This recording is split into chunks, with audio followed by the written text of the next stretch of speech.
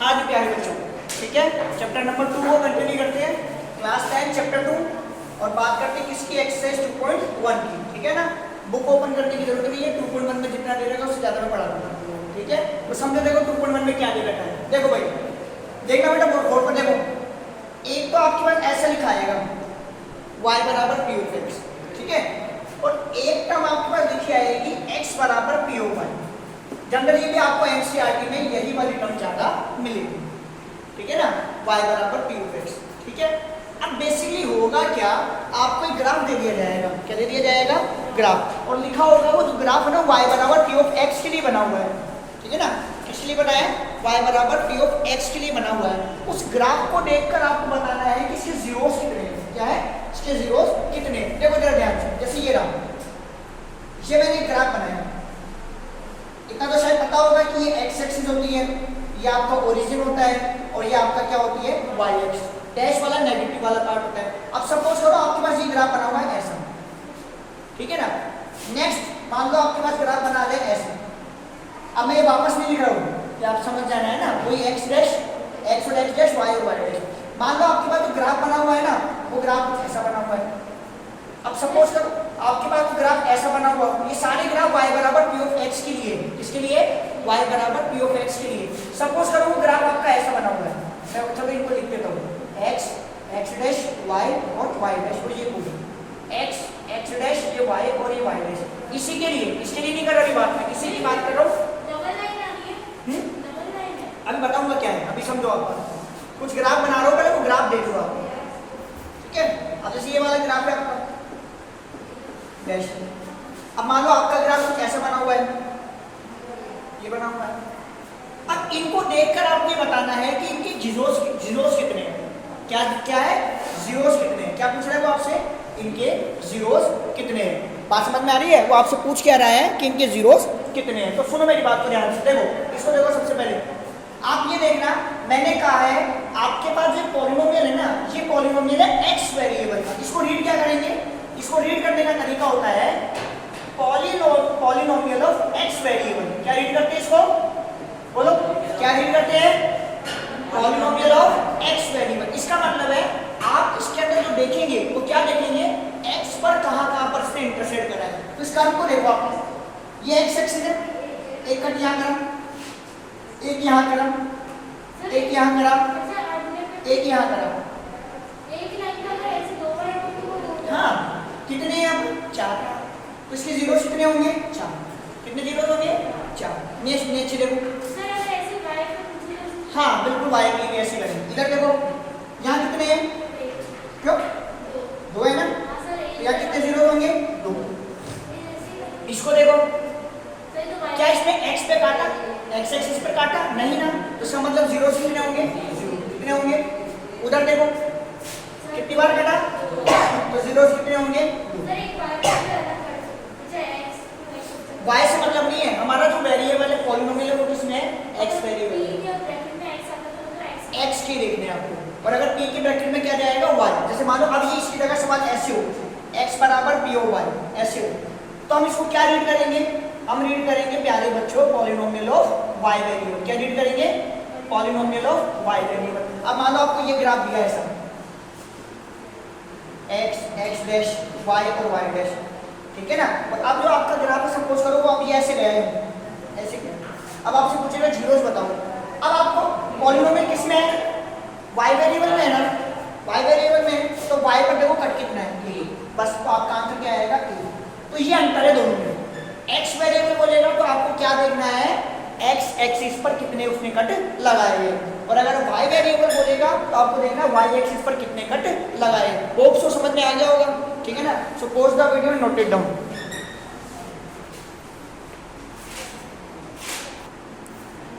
हाँ जी, नेक्स्ट अब आ जाओ 2.2 पर। देखो 2.1 में जाकर कुछ खास नहीं है प्यारे बच्चों, बुक से आप कर लेना, डायरेक्ट हो जाएगी ना, ज्यादा कुछ खास नहीं है 2.1 के अंदर, ना बोर्ड एग्जाम में तक पूछा जाता है 2.1 से। अब बात करते हैं 2.2 किसकी बात करते हैं?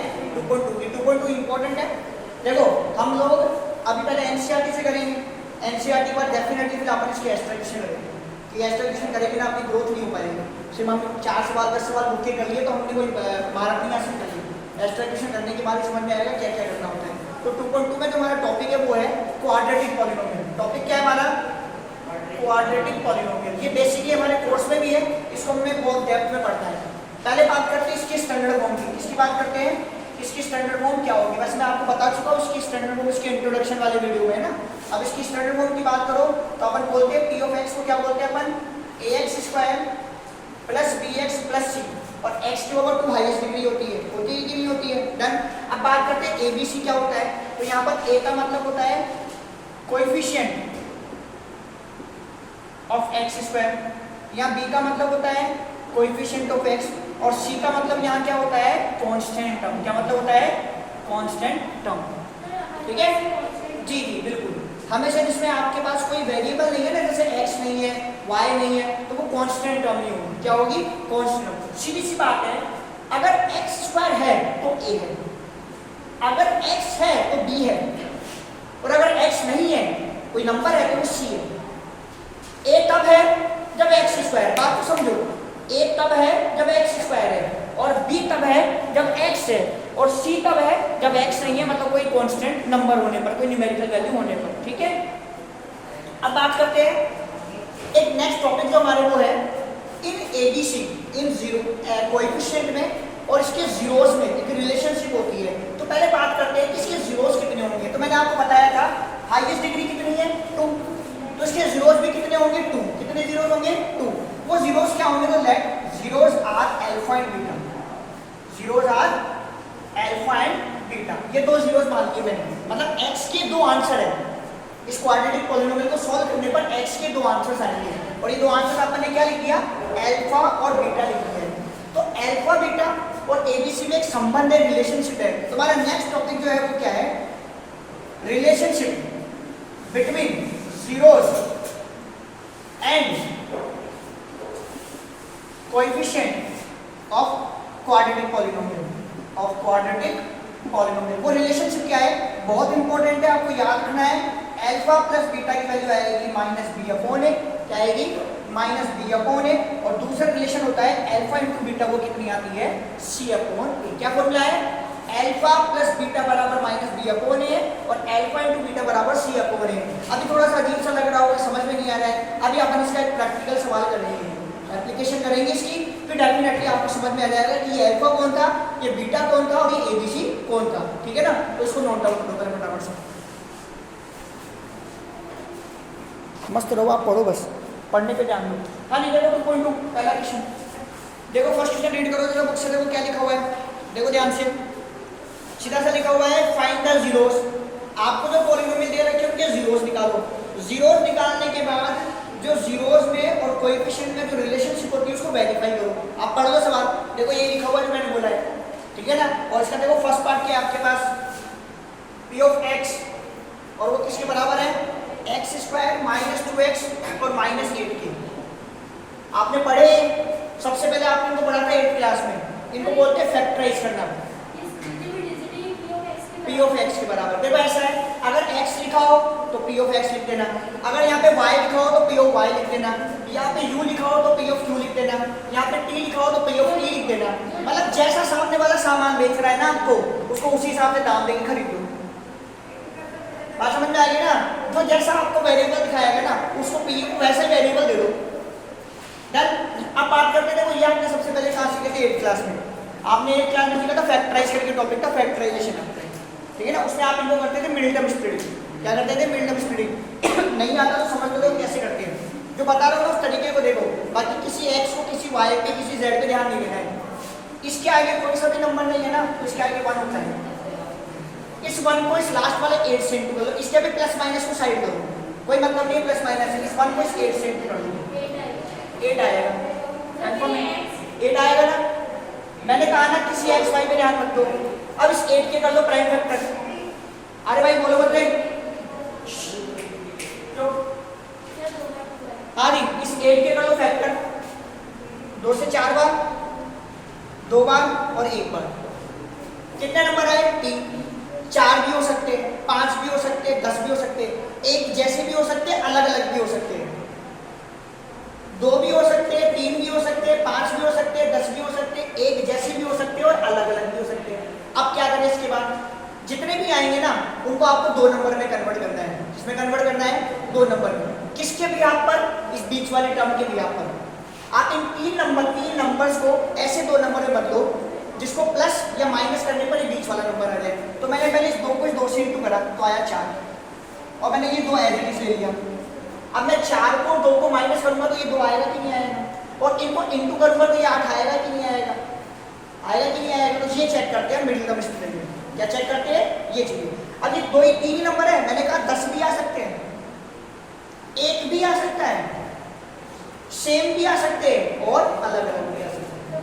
ठीक है, वो प्रैक्टिस से हो जाएगा, इतना परेशान मत हो, सब धीरे धीरे हो जाएगा प्रैक्टिस से। अब इसको तो लिख दो एज इट इज, या लगाओ माइनस, फिर लगाओ ब्रैकेट। क्या नंबर है? 4 और 2, क्या है? 4 और 2। क्या है इसके पास?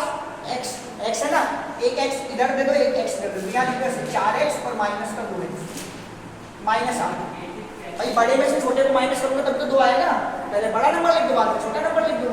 ये जो था ना 2x, अब उसको मैंने ये लिख दिया ऐसे, क्लियर? लास्ट वाला -8 यूं क्यों? अब पहले ब्रैकेट ओपन करो, ओपन करो, माइनस खोलेगा तो 4x, ये माइनस और ये माइनस पहले इंटू हो जाएगा प्लस का 2x, ये माइनस का 8 एज इट इज रहेगा। ऐसे मत करना, इस माइनस को इस पड़ोसी को भी दे दो। इसकी लिमिटेशन यहीं तक, इस ब्रैकेट तक, इससे ज्यादा नहीं है इसकी औकात की, और आगे चला जाएगा। कहीं तुम वहां भेज दो, वहां भेज देना। अपन क्या जोड़ा? एक पेयर ये रहा, एक पेयर ये रहा, कौन कॉमन यहाँ से? ये ले लो x कॉमन, कौन बचेगा यहाँ से? माइनस, यहाँ से क्या बचेगा? 4, क्योंकि x बाहर आएगा। फिर प्लस, आप लोग ये लिखना भूल जाते हो, यहाँ प्लस होता है माइनस होता है वो नहीं लिखते हो, बाकी फैक्टर कर देते हो। अब इनमें क्या कॉमन? इनमें देखो दोनों 2 और 8 दोनों 2 की टेबल में आते हैं। इनमें देखो x बराबर 2 है, इधर x है, तो कॉमन तो x है ना, तो x कॉमन है। अगर इसका स्क्वायर है x तो उसमें एक बार x देगा, एक बार x स्क्वायर में कुछ नहीं है। बिल्कुल, हाँ फिर नहीं आएगा। और से मान लो तो ये 4 होता है, इससे x होता है। क्या चीज? जैसे ये x स्क्वायर माइनस x होता है, x स्क्वायर माइनस x होता तो भी x कॉमन आता, और वहां पर जब x के साथ में कोई नंबर नहीं होता, जैसे तुम कह रहे हो कि यहाँ पे x होता, कोई x तो आएगा कॉमन, तो यहाँ क्या बचेगा 1, क्योंकि इस x के पास कुछ भी नहीं है तो कौन होता है? 1 होता है, 1 तो होता ही है, कोएफिशिएंट है ना उसका, 1 हो जाएगा बस। अभी तो 4 रख दूँ वापस, अभी तो जो है वो दे दूँ, डन। अब यहाँ से कौन कॉमन? 2, कौन कॉमन? 2। अब ब्रैकेट डिवाइड कर लो, 2 1 जा 2 तो बचा x, और 2 4 जा 8, साइन एज इट इज आ गया। आप क्या गलती करो कि ये साइन लिखना भूल जाते हो, आप जैसे प्लस है ना ये लिखना भूल जाते हो। अब ये ले लो कॉमन x माइनस 4, कौन बचा? ये x और ये 2, तो x प्लस 2 बचा। अब इसके बाद क्या करें? दोनों ब्रैकेट को 0 के बराबर कर दो, अलग अलग ऐसे, x minus 4 equal to 0 and x plus 2 equal to 0। यहाँ से निकालो x की वैल्यू क्या निकल के आएगी? 4, इसको लगा दो ब्रैकेट में, ऐसे कर दो बंद, फिर देखो एंड, यहाँ से निकालो x की वैल्यू क्या निकल के आएगी? माइनस का 2, प्लस का 2 देते कि माइनस का हो जाएगा ना, ये ब्रैकेट लगा दो, इसके नीचे लिख दो अल्फा, इसके नीचे लिख दो बीटा। अब मैं तुम्हारा सवाल पूछने वाले उसका जवाब दे दूं, इसको बोलो अल्फा या इसको बोलो बीटा, या इसको बोलो या अल्फा या इसको बोलो बीटा, तुम्हारी मर्जी है, किसको भी अल्फा किसको बीटा बोल सकते हो। तो जो बात थी ना अपनी शुरू में, अल्फा कौन और बीटा कौन, तो ये होते हैं अल्फा और बीटा, एक्स के आंसर। कौन होते हैं अल्फा बीटा? एक्स के आंसर। अपना आधा सवाल हो गया। आधा सवाल मतलब उसने कहा था कि आप इसके जीरोस निकालो, तो मैंने आधा सवाल कर दिया, आधा सवाल कर दिया। क्लियर? यहाँ तक समझ में आ गया? ठीक है ना? अब पहले इतना नोट डाउन कर लो, फिर आगे बढ़ेंगे अपन। हाँ जी, देखो अल्फाबेट आ गया, अब ढूंढ लेते हैं एबीसी कौन है। देखो इधर देखो भाई, ए क्या कहा था? एक्स स्क्वायर का कोएफिशिएंट कौन है? 1, मतलब एक्स स्क्वायर के साथ में आने वाला नंबर कुछ भी नहीं था तो 1 है। फिर बी, एक्स का कोएफिशिएंट कौन है? अब 2 नहीं होगा, साइन भी लेना पड़ेगा, -2। अब सी, कांस्टेंट टर्म, साइन के साथ लेंगे -8। अब आपको फॉर्मूला क्या होता है? अल्फा प्लस बीटा बराबर -b अपॉन ए, रिलेशनशिप वेरीफाई करनी है ना। और दूसरा क्या है? अल्फा इंटू बीटा बराबर क्या होगा? c अपॉन ए। अल्फा कौन है? 4, यहाँ लिख दो 4, ब्रैकेट में लिखना यू, प्लस बीटा कौन है? -2, -2 लिख दो, ये minus as it is b, b आपका कौन है? देखो -2, ये माइनस फॉर्मूले का, और यहाँ भी माइनस का, ये माइनस हो गया, यहाँ डबल, ये 2 है ना, और डिवाइडेड बाई ए आपका कितना है? ये रहा a1। क्लियर? ये 4 as it is, bracket open कर दो, प्लस माइनस माइनस, ये 2 प्लस माइनस माइनस होएगा ना, माइनस इंटू माइनस प्लस 2, नीचे बना दो, इसको डिवाइड करो तो 1 से 2 ही आएगा, 4 में से 2 हो गया तो क्या बचा? 2 तो 2 बराबर 2। देखो ये वेरीफाई हो गया। इधर आ जाओ, अल्फा कितना है? 4, ब्रैकेट में लिख दो बीटा कितना है माइनस का 2, सी ये रहा माइनस का 8, ए 1, इसको इससे इंटू करने पर क्या आएगा माइनस 8 और ये भी माइनस 8 है, इसको कर दो ब्रैकेट में बैक, आ गया ना बराबर। तो ये वेरीफाई हो गया, तो लास्ट में लिख देना हैंस वेरीफाई, क्या लिख देना हैंस वेरीफाई। क्लियर? ये था सवाल का मतलब। क्या था सवाल का मतलब? पहले तो निकालो जीरो, क्या था मतलब? पहले क्या निकालो? जीरो, मतलब जीरो निकल जाए ना, उसके बाद आपको रिलेशनशिप वेरीफाई करनी है। क्या वेरीफाई करनी है? रिलेशनशिप कि अल्फा बीटा के आंसर जो आए ना, तो अल्फा प्लस बीटा बराबर माइनस बी अपॉन ए बराबर है या नहीं है, और अल्फा इंटू बीटा बराबर सी अपॉन ए या नहीं है। जी बिल्कुल, कोई सा भी अल्फा और कोई सा भी बीटा मान सकते। हाँ जी, first part done, second part खुद से कर लेना, D Y S do yourself, ठीक है ना। तो हम बात करते हैं थर्ड पार्ट की, इसकी बात करते हैं थर्ड पार्ट की।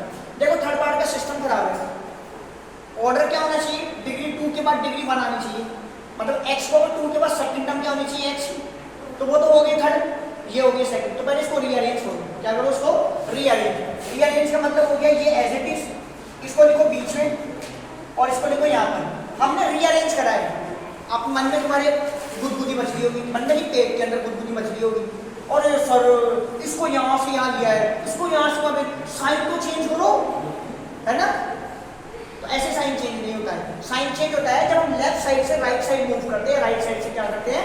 लेफ्ट साइड मूव करते हैं। जैसे हम ऐसे होते हैं ना कि x प्लस 2 बराबर 0 है, तो प्लस 2 को वहां भेजेंगे, लेफ्ट से राइट में भेजेंगे, तो क्या हो जाएगा? साइन चेंज हो जाएगा।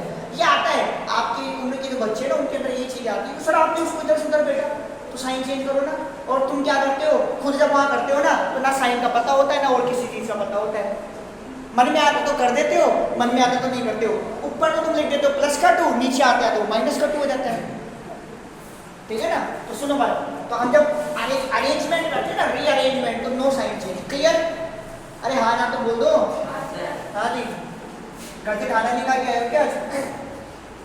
इस 6 को इस 3 से इंटू करो, वही फैक्टराइजेशन का तरीका। कैसे तो करेंगे ना, इस 6 को 3, मैंने बोला ना ये x y z देख रही नहीं, नंबर देखो आपको ना, साइन को देखो। अभी 6 को 3 से इंटू करने पर कितना जाएगा? 18। इस 18 के प्राइम फैक्टर कर लो, कितनी बार? 9 बार। फिर पहले देख लो, बाद में कॉपी कर लेना भाई, 3 बार, और फिर कितनी बार? 1 बार। अब देखो अलग भी आ गए नंबर, पहले वाले में सेम थे, अलग आ गए ना। मैंने सारी बात कह दी आपको। अब इनको ऐसे 2 नंबर बनाओ, इसके बीच वाले टर्म बताओ क्या बनेगा? ये 2 into 3 से बनेगा नहीं सर, 3 into 3 9 और ये 2। अब जब 9 में से आप 2 माइनस करोगे तो 7 आएगा। हाँ यार देखो ना यार, x यहाँ लगा दो x, यहाँ लगा दो x। अब क्या लिखोगे आपको? ये तो as it is minus bracket में क्या लिखो? पहले बड़ा नंबर लिखो, 9x में से क्या माइनस करना है? 2x, ब्रैकेट बंद कर दो, माइनस का 3, ठीक है ना। अब इस ब्रैकेट को ओपन करो और देखो लिखने का तरीका, हम जो बोर्ड एग्जाम में प्रेजेंटेशन होती है इसमें ऐसे इक्वल के नीचे इक्वल चलता है, ऐसे चलता है इक्वल के नीचे इक्वल। अभी मैं थोड़ा इधर लिख रहा हूँ क्योंकि बीच में वो लोचा कर रहा है, वो आ गया बीच में, इसलिए मैं थोड़ा इधर शिफ्ट कर रहा हूँ। बाकी बिल्कुल इक्वल के नीचे इक्वल करते हैं, ये as it is open, bracket open करो, ये माइनस का 9x, माइनस माइनस प्लस, और ये माइनस का 3, ये रहा पेयर, एक पेयर ये रहा। कौन कॉमन? पहले तो x। अब देखो 6 और 9 किसकी टेबल में आते हैं? बोलो। 6 और 9 3 की टेबल में आते हैं, 3 भी कॉमन हो गया। अब 3 का डिवाइड तो 6 में कितनी बार जाएगा? 2 बार। ये पावर 2 है, एक आप बाहर निकाल सकते हो तो एक बची, माइनस, ये माइनस एज इट इज। इस 9 में 3 का डिवाइड दो, कितनी बार जाएगा? 3 बार। x पूरा बाहर आ गया तो मतलब ही नहीं रहा। अब इधर दो, ये प्लस u क्यूब, इनमें क्या कॉमन? इनमें क्या कॉमन? भाई जिसमें कुछ भी कॉमन नहीं, क्योंकि 2 और 3 किसी टेबल में नहीं आते, लेकिन 1 की टेबल में तो आते हैं, तो 1 ले लो। तो ये एज इट इज 1 तो मस्त, सबके लिए मस्त, जिसका कोई नहीं उसका 1, जिसका कोई नहीं, लोग बोलते हैं ऊपर वाला, यहाँ हमारे गणित में बात करें जिसका कोई नहीं उसका कौन? 1। तो कौन बचे यहाँ से? 2x और माइनस का 3, ये ले लो कॉमन,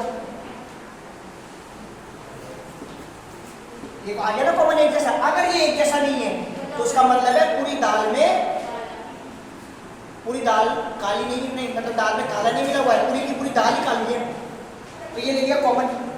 बच्चा कौन? यहाँ 3x और प्लस ये, मतलब अगर ये सेम नहीं आ रहा तो कंफर्म है कि आप लोग गलत स्टेप कर रहे हो। हाँ ठीक है, डन, क्लियर।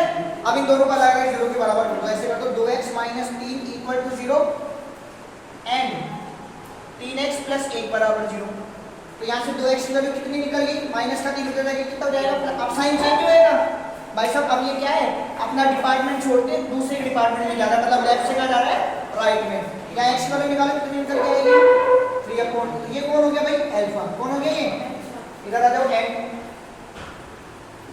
प्लस का 1 है, उधर जाके माइनस का 1, और यहाँ से x की वैल्यू निकालो कितनी मिलेगी, -1/3। ये आपका कौन हो गया, बीटा। कौन हो गया, बीटा। और किसी को भी अल्फा और किसी को भी बीटा लिखो।